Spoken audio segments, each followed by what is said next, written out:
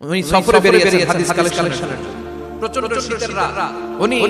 মাগরিবের নামাজ এশারের নামাজ পড়ে একটা মসজিদে শুয়ে পড়লেন আর শুয়ে হাদিস পড়তেছেন আর মনে মনে ভাবলেন রাত মসজিদে কাটায় ফজরের নামাজ পড়ে আবার বেরোব কিন্তু দারোয়ান এসে বলে থাকতে পারবেন না ওঠেন আহমদ ইবনে হাম্বল বলেন আমি শুধু রাত থাকতে চাই আমি তো ফজরেরও মুসল্লি ফজর নামাজ পড়ব তাই মসজিদে আমার থাকতে দাও দারোয়ান তো দেয় না মসজিদে থাকার জায়গা না যান উনি যে আহমদ ইবনে হাম্বল এটা চিনে নাই কথা গুছিয়ে মসজিদ থেকে বের হয়ে কি আর প্রতিমধ্যে দেখলেন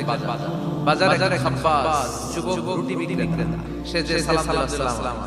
যুবক বলে ওয়ালাইকুম আসসালাম আহমদ ইবনে হাম্বল বলে যুবক আমার যাওয়ার জায়গা নেই সফরে বেরিয়েছি খুব শীতে কষ্ট তাতে যদি তোমার এই চুলা একটু আগ ভাই সমস্যা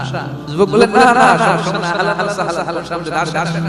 আল্লাহ শুকরিয়া করে বসলেন আর আগুন পোহান আর খেয়াল করলেন যুবক রুটি বানায় আর পরে আস্তে রুটির দলা বানায় পরে আস্তে খামির বানায় আর পরে আস্তে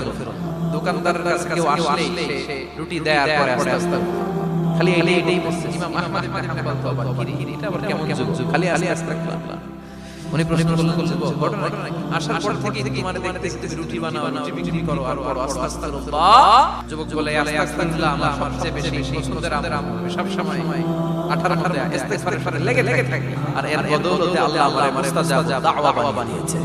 আহমদ ইবনে হাম্বল তো আনতা মুস্তাজাবুদ দাওয়া তুমি মুস্তাজাবুদ দাওয়া রুটিওয়ালা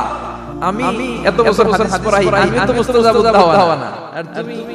রুটি বেচে বাজারে মুস্তাজাবুদ দাওয়া আমি দোয়া করলে সব কবুল হয়ে যায় যুবক বলে না মুস্তাজাব আমি আমার জীবনে যত দোয়া করেছি কবুল করে নিয়েছে কে সব দোয়া কবুল করে নিয়েছে আল্লাহ একটা দোয়া ছাড়া কয়টা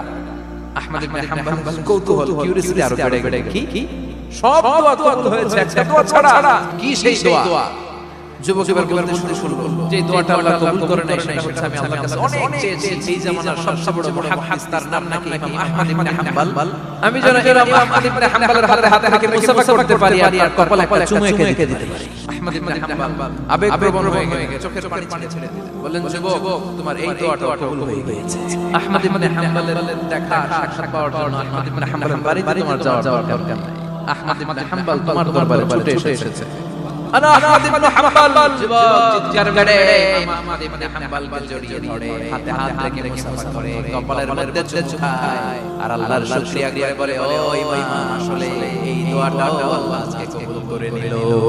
সব সময় ইস্তিগফার করলে আল্লাহ দোয়াগুলো কবুল করে নেবে কি